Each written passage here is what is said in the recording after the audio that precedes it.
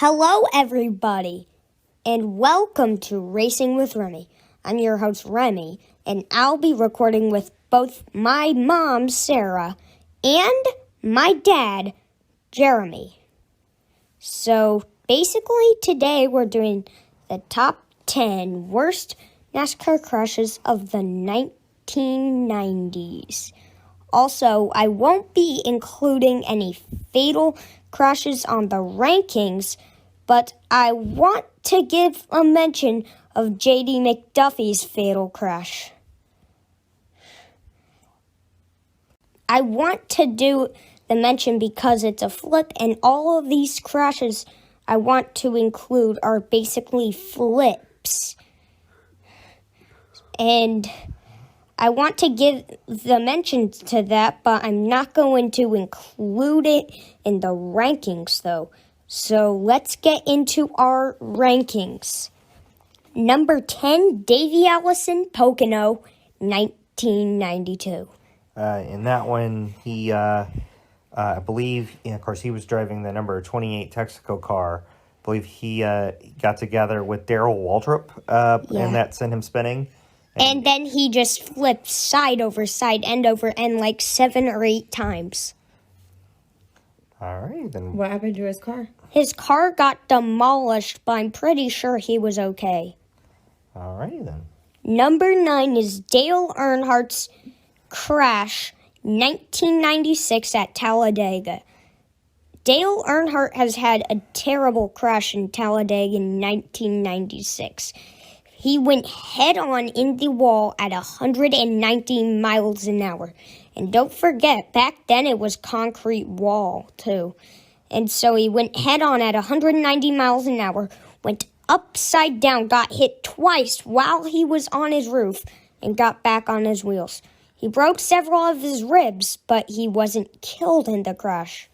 Yeah, he was hit twice. Once, I believe, they said by the 12 car of Derek Cope, and I believe by the 33 car of Robert Presley in that crash. Yeah, that one was pretty scary to watch. It was pretty scary to watch, and what caused it is Ernie Irvan basically... I think Ernie Irvan got loose and gave a tap to Sterling Marlin, which turned Marlin into Earnhardt, and they went head-on in the wall. Yeah, I believe Earnhardt was leading the race at the time. And that's the second one to involve the 28 car, because Ernie Irvan was driving the 28 by that point in time. Yep. So number 8 crash is a Busch Series crash, I think, which was Victor Sifton's crash back in 1995. It was a hurt hit to start off, and then he went upside down. Yikes.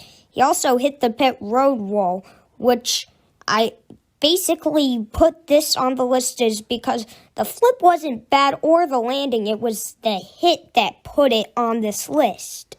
Yeah, now he wound up hitting into water barrels instead of before getting into the concrete wall, which slowed down his crash a little bit. A little bit of physics there to help out on that one.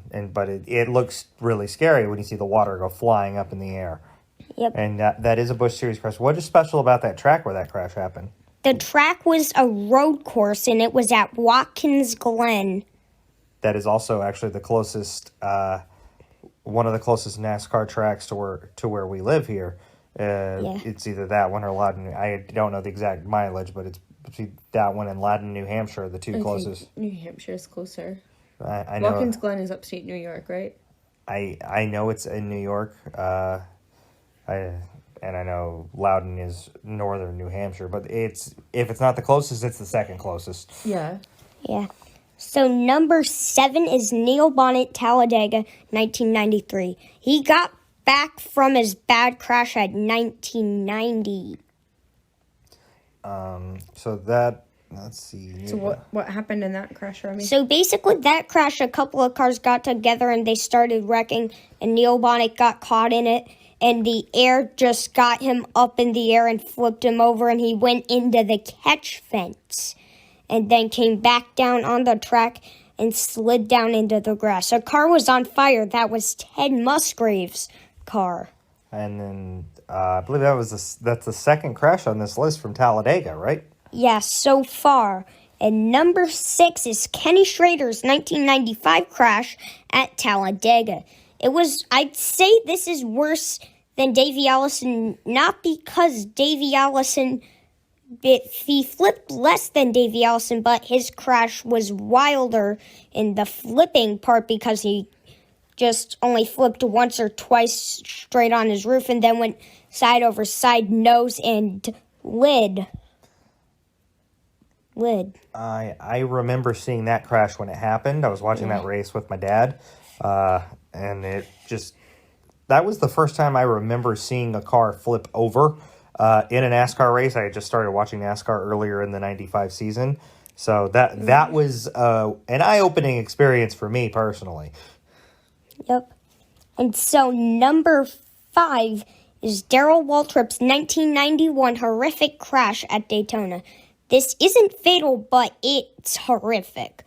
Darrell Waltrip gets tapped by someone, and then he gets sent off in the infield with, I believe, Joe Ruttman, and then he just goes tumbling up in the air. Like, that destroyed the car completely. Yeah, that was a scary thing. Scary crash. I remember seeing that. That's is that the first one from Daytona on this list? Yes. Right. So, do you think some of the crashes, like in 1991, right? Did they have anything to prevent flipping on the cars? Well, back then, they had a little bit, but not really much. They didn't add roof flaps to prevent the flipping till the 1994 season. And even though we still see flipping today, it's still just a big lower risk than it was in the years 1948 to 1993.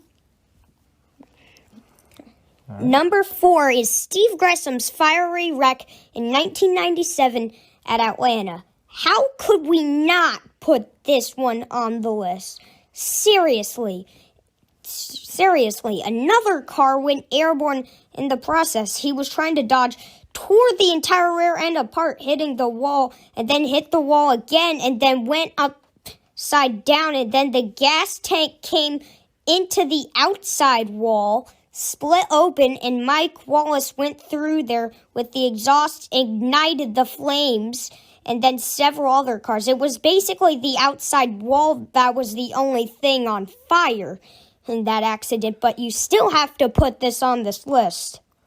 Yeah, we watched that one recently because the race you're going to give a little review of at the end here, the 1997 Prime Star 500 from Atlanta. You and I watched that together, and I had forgotten about that crash. I did see that race when it happened in 97, but I haven't exactly gone back and watched a whole lot of it since then, so I had completely forgotten about it because Steve Grissom is not exactly a name that stands out in the annals of NASCAR racing.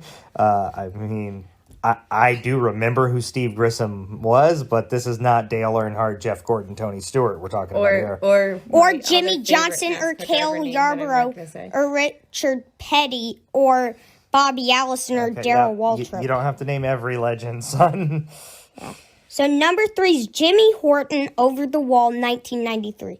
This is the only over-the-wall crash on this list, and the reason why I put it on as number 3 is it's scary, but it just doesn't have enough potential to get it above number 3. So he comes flipping once, goes back on the wheels, then goes over the wall and only flips twice, apparently, but still he goes over the wall, so that's the reason why it's number 3.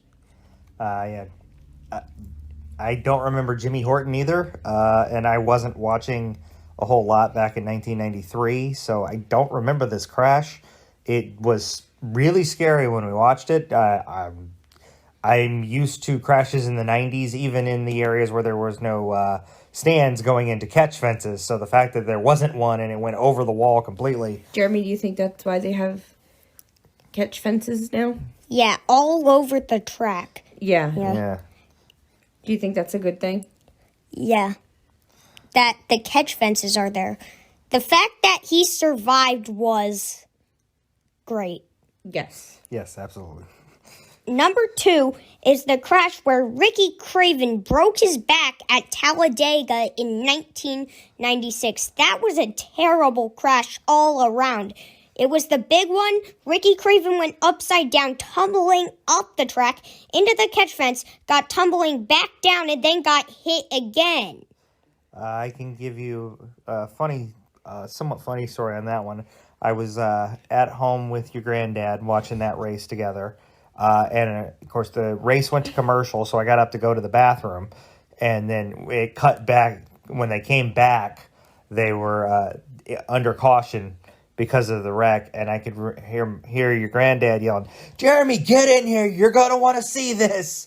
And then we saw it. It was scary to see. And, Ricky Craven missed most of the rest of the season.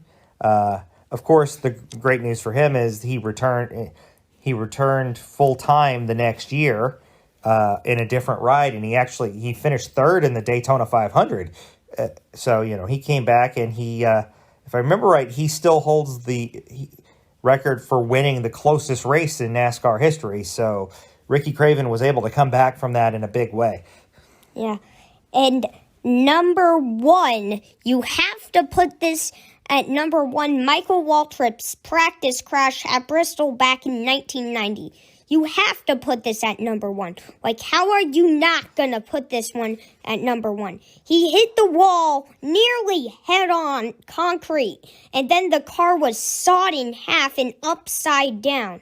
Darrell Waltrip said on the reporting, I thought I just saw my brother die. That's how scary that crash was. Yeah. What happened to the car? Did the car stay, intact? No, it got destroyed all over the place. Yeah. Yeah. It was all twisted. He walked away unhurt, which most of these drivers had some type of injury. I'm pretty sure he had some type of injury, but not one that affected him walking away. Yeah. That's really good. So I got to ask you a question about all these crashes. Yeah. So you know how we talked about how a lot of times the cars would break a lot, get really tore up? Did they get that tore up today? Do the cars get that much damage today? No. In those types of crashes? But they still get torn. Well, yeah, they're going up. to. The most torn up crash I've seen in my lifetime, I'd have to say, was Austin Dillon 2015 in the catch fence at the Coke 0400 at Daytona. All right, and now, son, a little segment we're going to do here. You got to watch an old race, and to talk about, you watched the 1997 Prime Star 500. Which was at Atlanta. From the Atlanta Motor Speedway. It's the one where Steve Grissom had the bad crash, as we talked about, and it was actually won by Dale Jarrett. So give us your review of the race as you watched it. So the race, I was kind of wondering why I didn't see Jeff Gordon since the 15 minutes into the race, but I found out why a lot later in the race. We had to be 2 hours in to find out why. He apparently blown an engine and was out for the rest of the race. And I know that, of course, you were a big Jeff Gordon fan. I've got a video of you as a kid when Jeff Gordon wins a race, and you're running around here, you're 2 years old, screaming, "Jeff Gordon won the race! Jeff Gordon won the race!" So I know that had to disappoint you that you didn't see much of your first favorite driver. But tell us more about the race and how you enjoyed it. How I enjoyed it? I enjoyed it decently. One low about the race is we had to wait about 369 laps to watch the Steve Grissom crash happen, because when it happened, there was only 30 laps to go, and it's a 399 lap race. I don't think that's true. I think you had to wait 330 laps, because if I remember right, the Atlanta races are 367 laps long. I'm trying to figure out here. Just going. Now, a fun fact for you. That was the 1997 Atlanta race. That was the Atlanta Spring Race. That was the fourth race of the season. That was the last race ever run on Atlanta as the traditional oval. They repaved the track during the summer of that year and turned it from a regular oval into a tri-oval like you see today, where you have that extra little curve near the start-finish line. And a funny thing about that is when I was a kid, I went to race camp at the Atlanta Motor Speedway when they were doing the paving. So I didn't get to drive on the track, but I was there inside the track. I got to stay in the garages, and I got to drive a go-kart around the infield, which was really cool. Yeah. Oh, yeah. Is that something you'd like to do someday, son? Yep. So, yeah, we'll see if they still have race camps after the pandemic and try to get you in one day. All right, so that should do a lot for this episode of Racing with Remy. What's coming up on our next episode? What's coming up on our next episode, it's either a Gander Outdoor Truck Series 2020 season review, where the same thing I did with the Cup Series, or it's the worst NASCAR crashes of the 1980s. I haven't decided just yet. The worst NASCAR crashes of the 1980s, some rules that applied to this one won't apply to the 1980s. An example of one reason why is that Bobby Allison's 1987 catch fence crash has to be on that list. Well, he didn't die, so, you can stick to your no fatal crashes rule, which we think is a good rule for ranking. Yeah. All right, but that'll do it for this week. So what do you say, bud? Bye, everybody, and see you next week. Bye. Bye.